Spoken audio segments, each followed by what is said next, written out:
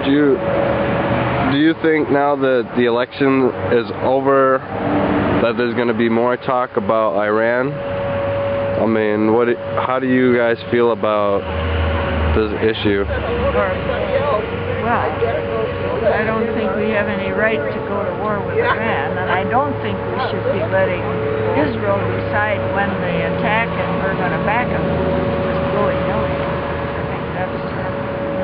If we go to war, it should be, I hope we don't, but I mean, if we go to war, that should be a congressional decision after the debate. Sure. Not that we make some law that Senator Graham or something from North Carolina was going to present something that got all the resolution or something like that, saying that we would back Israel militarily and financially, and I think if they would attack Iran, we would support them. I think that would be absolute disaster, and illegal. What about Afghanistan? I mean, what do you think about the campaign? Yeah? They don't want us there. We need to help them with recovery.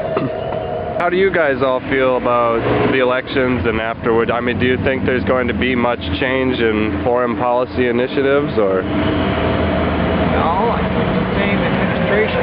So it doesn't seem like there'll be much change. There'll be a change of Secretary of State. So, do you think that we do too much meddling in the Middle East? Very definitely. Very definitely.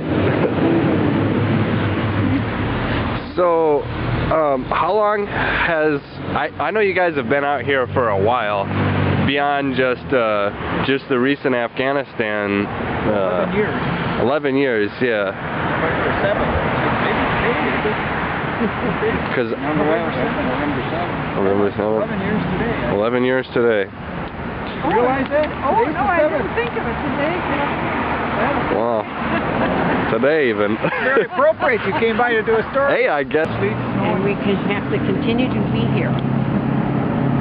How important is it for you to be here? Why is it important?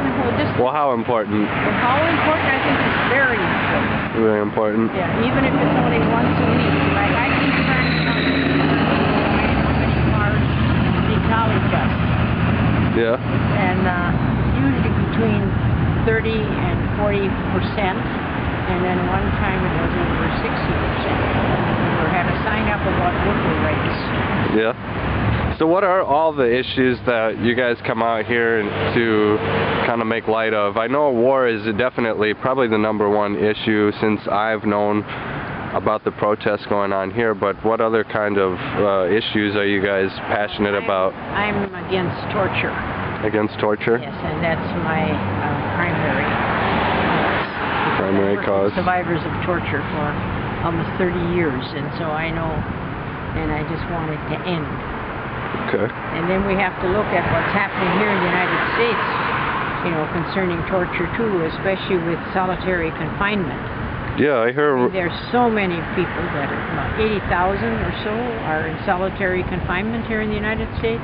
I hear actually that Minnesota has some of the worst solitary confinement programs. I don't know about, I mean, I don't know specifically. Okay. And I mean, so I think, you know, if that many people are in solitary confinement and they hardly ever get out, I mean, they almost all become mental cases. Yeah. Because it's just too much for them. Sure. Life imprisonment and then solitary confinement. And that's inhuman. I think there are studies that talk about, you know, what happens to the human mind without communication. Yeah, right, yeah. And there's a group, it's called the National Coalition, the National Religious Coalition Against Torture.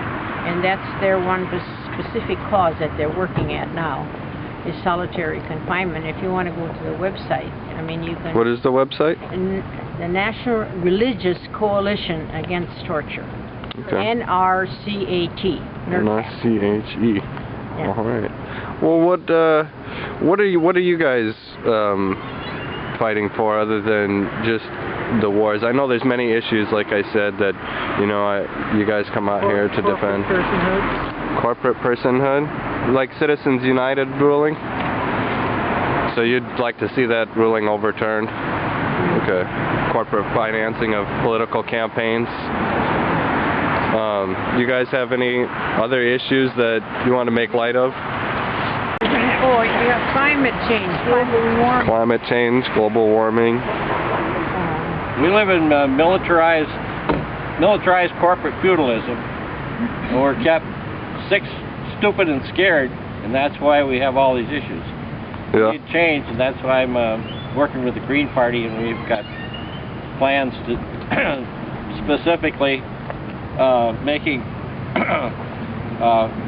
healthcare as a human right, and Minnesota has legislation to make for single-payer healthcare.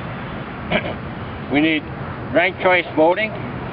That will eliminate a lot of problems that we can document, and proportional representation, which is an idea that is totally suppressed. I've got a degree in political science, and I didn't know anything about it.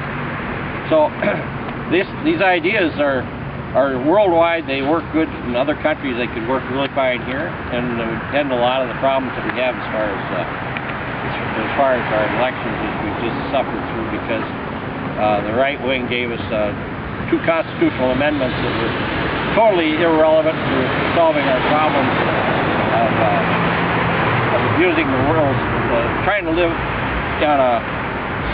in a growing economy on a finite Earth. And the Green Party is more. So you're basically advocating more sustainability and more balance. I was going to mention, since you mentioned the right, and you guys are known to also criticize the left, do you think that that's another problem in the country, is that this idea of right and left has become more or less showboating propaganda? It wasn't in the hands of the 0.1%.